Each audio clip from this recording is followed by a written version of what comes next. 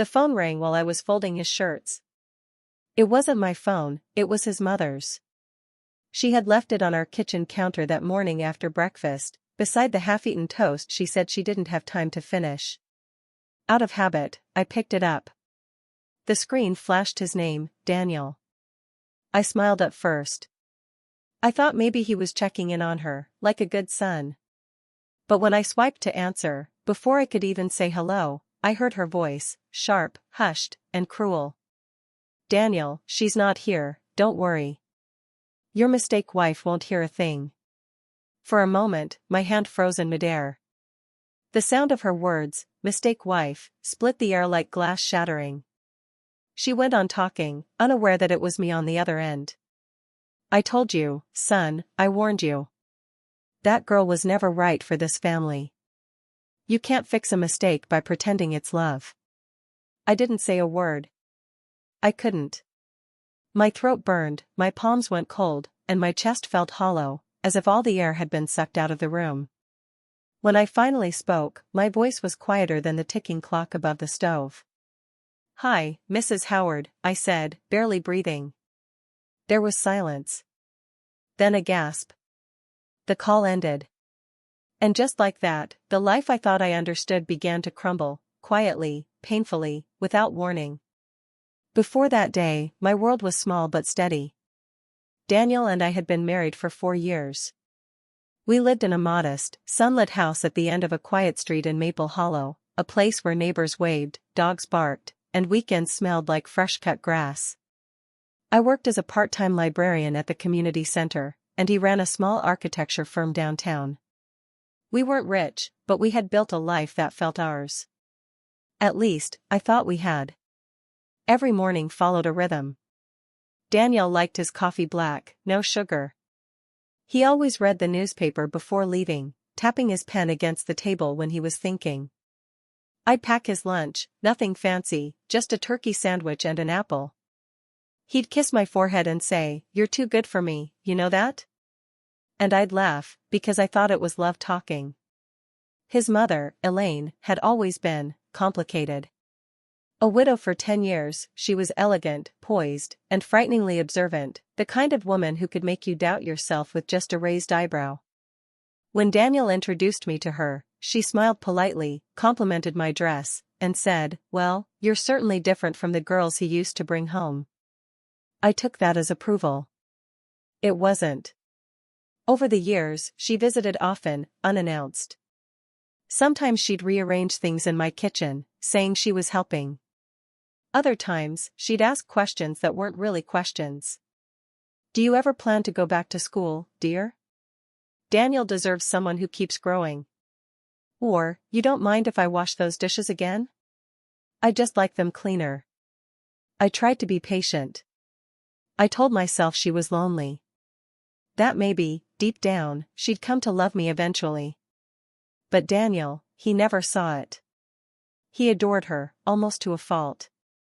"She's just old-fashioned," he'd say. "Don't take it personally." So I didn't. I kept setting the table with her favorite china when she visited. I made her chamomile tea exactly how she liked it, 2 teaspoons of honey, stirred counterclockwise, because clockwise changes the taste, she said. And for a while, that was my life. Then came the call. After I hung up, I stood in the kitchen, still holding her phone. The air felt heavier somehow, like the walls were pressing in. When Daniel came home that evening, I tried to act normal.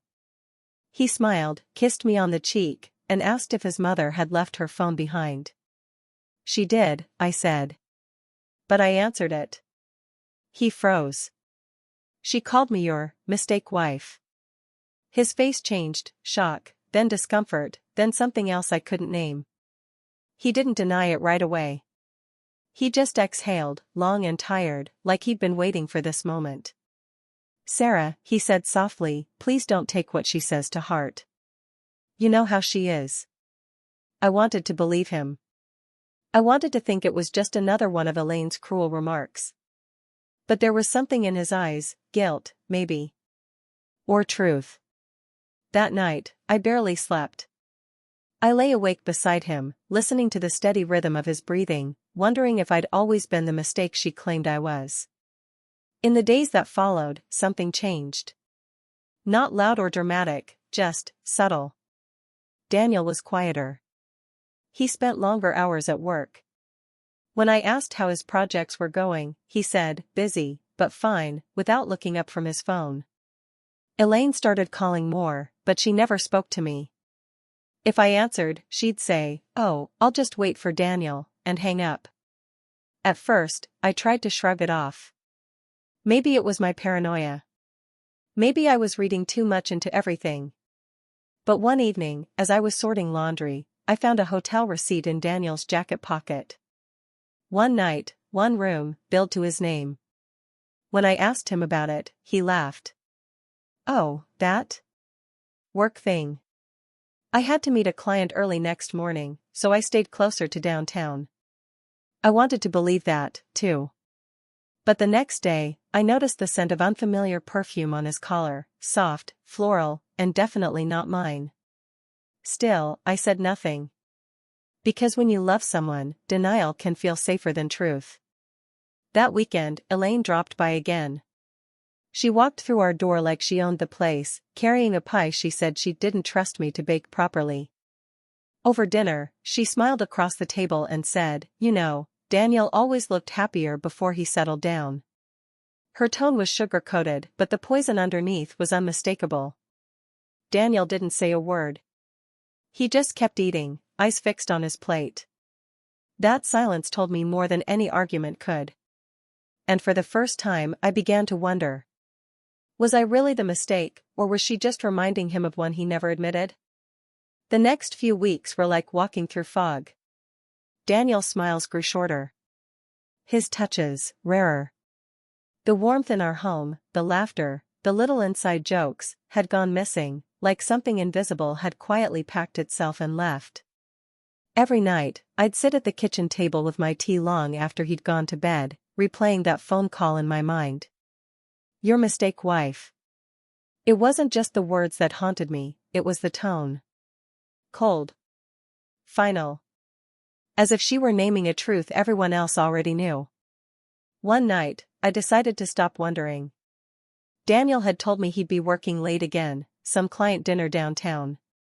So I waited until he left, then I went to Elaine's house. Her place was exactly as I remembered, pristine, silent, everything in its perfect place. Even the smell was the same, lavender polish and something faintly metallic, like cold silver.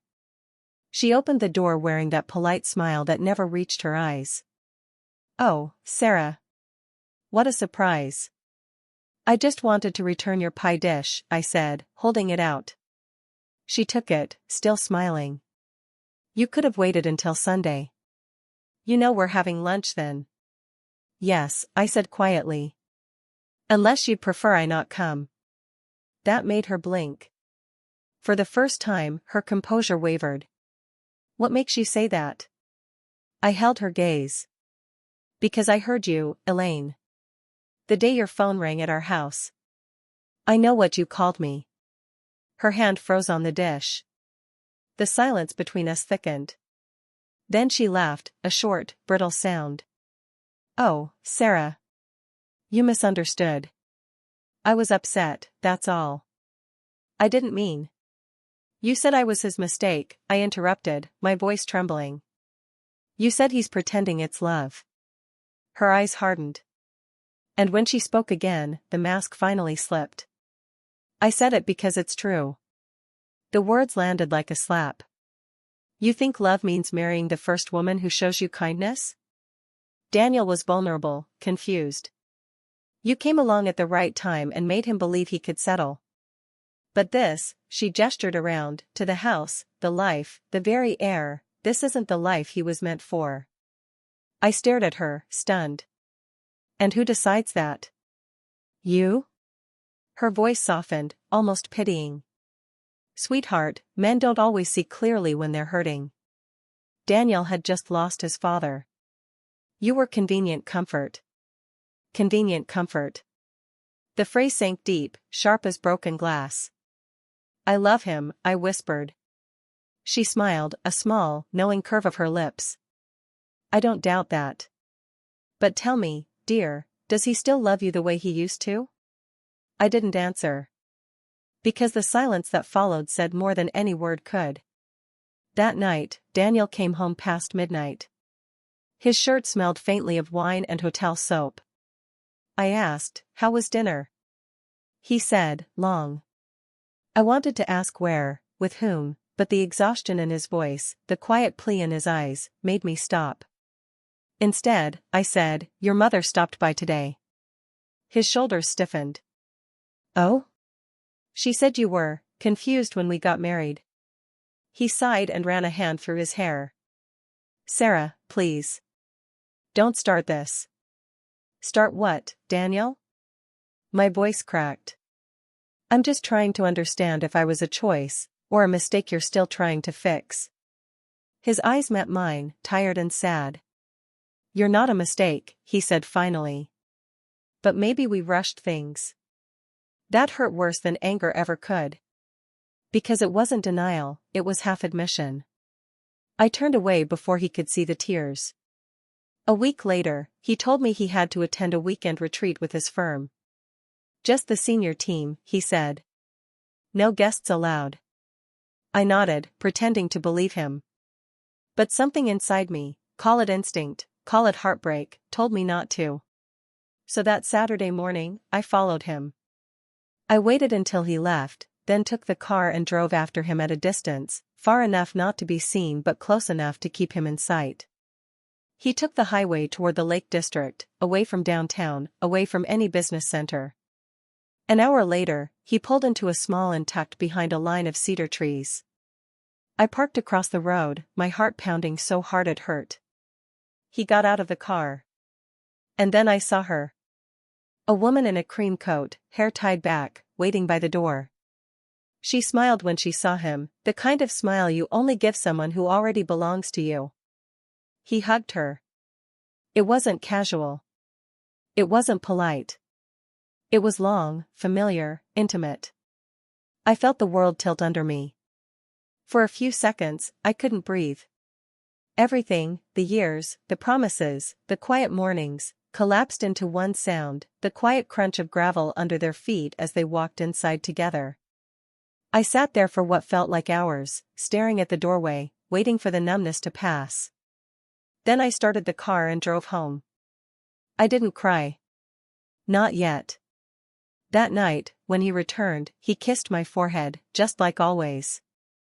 "It went well," he said. "The team's really optimistic about the next quarter." I looked at him and realized I'd been living beside a stranger who wore my husband's face.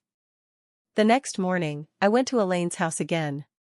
She looked surprised, then wary. "I saw him," I said simply. She didn't pretend not to understand. After a long pause, she sighed. "Then you know." "I know he's cheating on me," I said. "But I want to hear it from you." Elaine hesitated, then walked to the window. "She's someone he used to know." "Before you." "Of course. The ex-girlfriend she used to mention, the one from college, the one she always called the one that got away. She came back a few months ago," Elaine continued. "I didn't plan it, but I saw how happy he looked. Happier than I've seen him in years." "So you encouraged it?" She didn't deny it. "I encouraged him to be honest with himself." I felt my chest tighten, my nails digging into my palms. "Honesty doesn't mean betrayal." "No," she said quietly. "But sometimes love does." I wanted to scream. Instead, I whispered, "You broke us, Elaine." She turned, her expression unreadable. "No, Sarah. I just reminded him who he was before you tried to change him." I left without another word. That evening, I sat alone in the dark living room, the clock ticking loud in the silence. When Daniel walked in, I didn't look up. "Did you see her again?" I asked. He froze in the doorway. And for the first time, he didn't lie. "Yes," he said. When he said yes, something inside me went still. Not broken. Not yet. Just quiet. He didn't rush to explain, didn't offer comfort. He just stood there, guilt heavy in his eyes, like a child caught stealing but too tired to deny it anymore. I looked at him for a long moment, memorizing everything, the slope of his shoulders, the ring still glinting on his finger, the way he kept glancing toward the floor instead of me. "How long?" I finally asked. He sighed, his voice barely audible. "A few months." I nodded slowly. "Since before your mother called me your mistake?" His silence was answer enough. I laughed then, a dry, bitter sound that didn't feel like mine. "You know what's funny, Daniel? I thought she was wrong. I defended you. I told myself she didn't understand us." He took a step forward. "Sarah, please. It wasn't supposed to." "Wasn't supposed to what?" I snapped. "Happen? Last? Hurt me?" He rubbed his temples. She came back into my life at the wrong time. We were having problems." "We weren't having problems," I interrupted. "You were avoiding your mother's disappointment. And when she finally called me a mistake, you decided to agree with her." He looked up sharply. "That's not fair." "No," I said quietly. "What's not fair is being faithful to a man who lets his mother choose who deserves his love." For a long time, neither of us spoke. Then, in a low voice, he said, "I didn't mean for it to go this far. She reminded me of who I was before everything got so complicated." His words stung more than any confession could. "So you cheated because she made you feel like your old self?" He didn't answer. I turned away, swallowing the ache in my throat. "Get out," I said softly. He hesitated. "Sarah. Get out." The door closed behind him with a sound that felt final. That night, I sat alone at the kitchen table, staring at the faint ring his coffee mug had left that morning. It was ridiculous, but that small stain broke me more than his confession. Because it was proof of how ordinary the end of a marriage could look. No grand fights. No storm. Just silence, a stain, and the echo of a door closing. I didn't cry that night. Tears felt too small for the emptiness that filled me. But the next morning, when I found his toothbrush missing and his side of the closet half empty, I sank to the floor and sobbed until my ribs ached. The reaction/action, beginning. After 2 days of silence, Elaine called. "Sarah," she said, her voice smooth as ever. "I think we should talk." I almost hung up, but something in her tone, soft, measured, made me stay. "About what?" I asked. "About what happens next." We met at her house again. She poured tea like nothing was wrong, the delicate clinking of porcelain almost mocking. "I didn't call you here to gloat," she began. "I know you're hurting."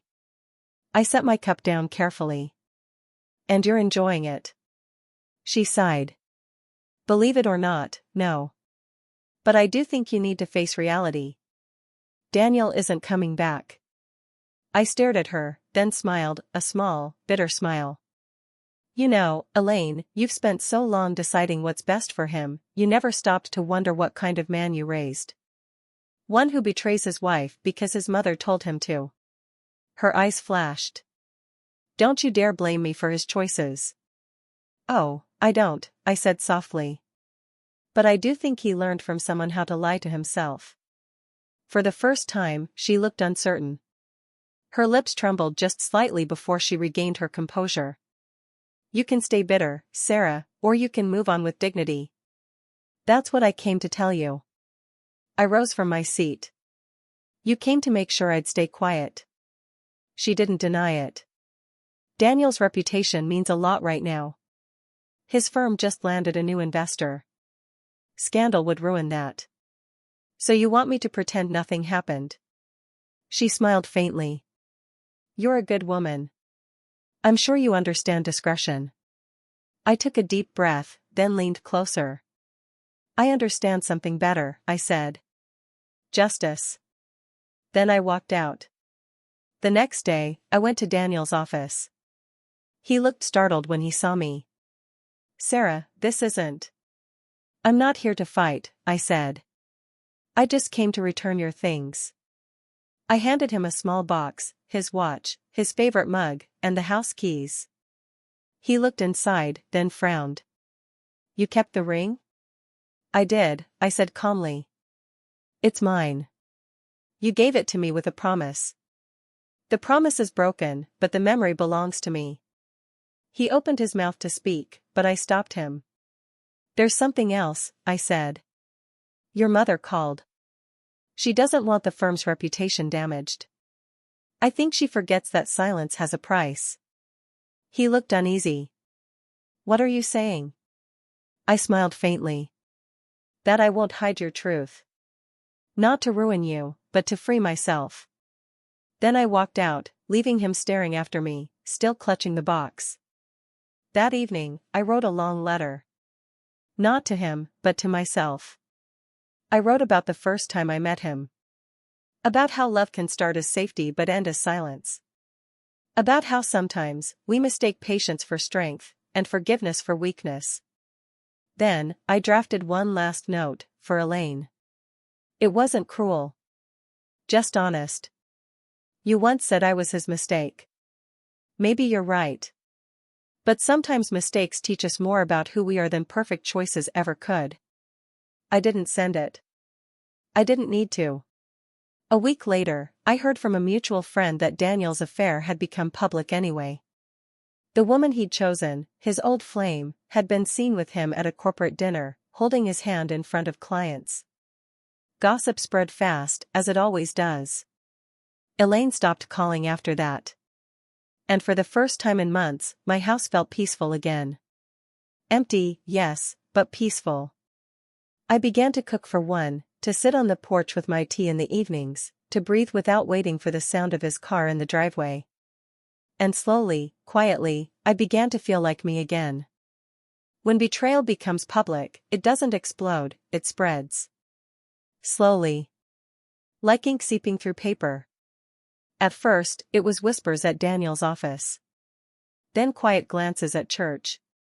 By the time a neighbor stopped me outside the grocery store to ask if I was doing all right, I knew the story had made its rounds. They said it gently, with pity disguised as sympathy. But what none of them knew was that I wasn't ashamed anymore. I was free. Daniel and his new companion, her name was Lydia, became the talk of Maple Hollow. People noticed how fast everything had happened, the separation, the dinners, the photographs that appeared on her social media, all smiles and champagne. Elaine must have been furious. Because one morning, I found a letter in my mailbox, thick paper, her handwriting. No apology. Of course not. Just a few tight sentences. Sarah, I had hoped this would remain private. I can only ask that you remember dignity in all things. Whatever happens next, rise above it. I laughed when I read it, not because it was funny, but because it was so her. Even now, she was more worried about appearances than about the wreckage she'd helped create. A few weeks later, I saw her again. By accident. It was at the town charity gala, one Daniel had designed the venue for. I hadn't planned to attend, but a colleague from the library insisted I come, said it would do me good to get out. When I walked in, Elaine was already there, standing near the entrance in her silver-gray dress, a glass of champagne in her hand. Her eyes widened slightly when she saw me. I could almost see the calculations behind her gaze, whether to approach or to pretend she hadn't noticed. She chose the first. Sarah, she said, smiling tightly. You look, well. I am, I replied. You? She hesitated. These things are never easy. I know Daniel didn't handle it perfectly. Perfectly? I said, with a small laugh. That's an interesting word for cheating. She glanced around, lowering her voice. Please, not here. I tilted my head. Why not here, Elaine? You wanted dignity, well, this is what it looks like. I'm not screaming. I'm just existing. Something flickered in her eyes then, not anger, not pride. Maybe regret. Or something close to it. I never wanted to hurt you, she said quietly. I took a slow breath. You didn't. Not really. You just helped me see who your son really is. For a long time, she didn't respond. Then she nodded, almost to herself, and walked away. It was the first time I'd ever seen her without her armor of superiority. Later that evening, as I stood near the terrace with a glass of water, I saw Daniel across the room.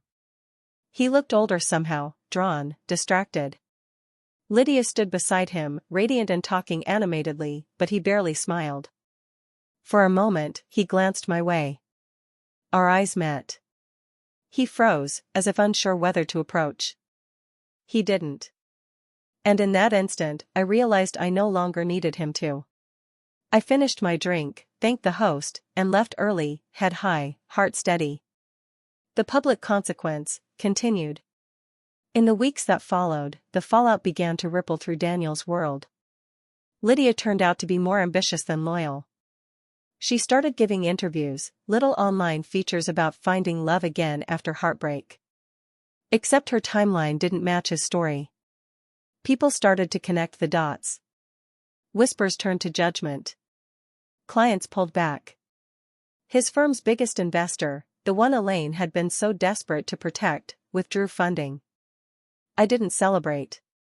But I didn't feel sorry either. When I ran into Elaine at the market one morning, she looked smaller somehow, not physically, but in presence. No more polished confidence. Just a tired woman with shadows under her eyes. Sarah, she said softly, I suppose you've heard. I have. She looked down at her hands. He's struggling. The firm might close. Lydia left. I wanted to say, I told you so. But what came out was different. I hope he finds himself this time, I said. Without your guidance. Her eyes welled for a second before she blinked the tears away. You're a kinder woman than I was to you. I smiled faintly. That's the difference between us, Elaine. I learned that kindness isn't weakness. She nodded, almost in surrender. I see that now. It wasn't forgiveness. Not yet. But it was something close, the first crack in the wall between us. After everything, I moved out of that house. Too many ghosts in the walls, too many memories in the corners. I found a small apartment near the library, a place with light wooden floors and a balcony that caught the morning sun. I painted the kitchen cabinets pale blue, filled the shelves with my favorite books, and bought a plant I promptly named Grace. For the first time in years, the silence in my home felt peaceful instead of heavy. I started taking evening walks, talking with neighbors, rediscovering the small joys I'd buried under someone else's expectations, baking bread, sketching old buildings, laughing with colleagues after work. One afternoon, as I was shelving books at the library, a woman I barely knew stopped me. I just wanted to say, she whispered, I admire how you handled everything. You never badmouthed him. You just moved on. I smiled. There's no dignity in destroying someone, even when they've destroyed you. She nodded, eyes shining. You're stronger than most. Maybe I was. Or maybe I'd just learned the hard way that strength isn't loud. It's quiet. Patient.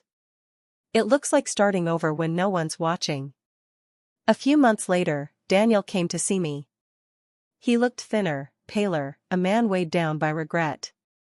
Can we talk? He asked. I nodded, though part of me didn't want to hear whatever apology he'd rehearsed. We sat on the park bench near my building. The air smelled of damp grass and rain. I just wanted to say I'm sorry, he began. For everything. For listening to her. For not fighting for you. I looked at him carefully. Are you sorry for losing me, or for hurting me? He hesitated. Both, I guess. I sighed. You can't have both, Daniel. Losing me was the consequence. Hurting me was the choice. He looked down. You deserved better. I know, I said quietly. That's why I stopped waiting for you to become it. He nodded slowly. I hope you're happy. I am, I said. Finally. He smiled, a sad, wistful curve of lips. Good. And just like that, the last tie between us broke, gently, peacefully. When he left, I didn't cry. I just sat there, watching the sun dip behind the trees, feeling something I hadn't felt in a long time. Freedom. They say time heals everything. I don't believe that anymore. Time doesn't heal, it reveals. It shows you what was real, what was illusion, and what was meant to break so something better could be built in its place. For a while, I thought healing meant forgetting. That if I stopped talking about Daniel, stopped remembering the sound of his laughter in the kitchen, I'd be free. But healing wasn't forgetting. It was remembering, without the pain. A year passed. The seasons in Maple Hollow rolled through their familiar rhythm, spring rain, summer warmth, the gold hush of autumn. And I found myself quietly rebuilding a life I didn't know I still wanted. I started volunteering at the community center, teaching kids how to write short stories, how to turn pain into something beautiful. I watched their faces light up when they realized that words could hold them, protect them, free them. One evening, after class, a little girl handed me her notebook. She had written, in shaky handwriting. Sometimes people break your heart to show you how strong it is. I smiled so hard I thought my chest might burst. Because that was it, that was the truth I had been chasing all along. Sometimes, I still dream of writing to Elaine. Not to accuse or forgive, just to tell her what her choices taught me. If I ever did, it would sound like this. Elaine. You once told me that dignity was everything. For a long time, I thought you meant silence, holding your tongue, hiding your hurt. But now I know that dignity isn't silence. It's truth spoken softly. It's walking away without burning the bridge, but never crossing it again. You built your world on control. I'm building mine on peace. And somehow, I think that's what your son needed all along. I'll never send it. Some words are meant only to be written, not delivered. It was early winter when I last saw Elaine. She'd fallen ill, nothing dramatic, just age catching up in quiet ways. I visited her at the nursing home. Her hair had gone completely white, her hands trembling slightly as she reached for the cup of tea I brought. You didn't have to come, she murmured. I know, I said softly. But I wanted to. For a while, we sat in silence. Then she said something I never expected. You were always the best thing that happened to him. I blinked. Then why did you? Because I thought love should look a certain way, she interrupted. Controlled. Proper. Predictable. But love isn't polite, is it? It's messy. Real. You gave him that, and I made him afraid of it. Her voice cracked on the last word. I reached for her hand, old habits die hard. She squeezed mine weakly, her eyes glistening. I'm sorry, she whispered. Not for everything, maybe. But for enough. And that was all I needed. Redemption, in quiet moments. After that, I didn't see her again. When she passed, I attended the funeral, not as a widow, not as family, but as someone who had finally made peace with the ghosts of both. Daniel wasn't there. Someone said he'd moved out of state, started over somewhere near the coast. I hoped he'd found a gentler version of himself. As I stood by the grave, snow falling in soft flakes, I whispered. Goodbye, Elaine. You taught me everything I never wanted to become. It wasn't cruel. It was honest. And it felt cleansing. Epilogue, the woman I became. 2 years later, if you walked past my little apartment balcony, you'd see me sitting with a cup of tea, Grace the plant thriving beside me. Sometimes I still think about the life I lost, not with sadness, but gratitude. Because losing it made room for something real. I found love again, though not in the way I expected. It wasn't grand or cinematic. It was simple, a fellow volunteer, kind eyes, a quiet laugh. He never tried to fix me. He just listened. One evening, he asked, "Do you ever regret it? Everything that happened?"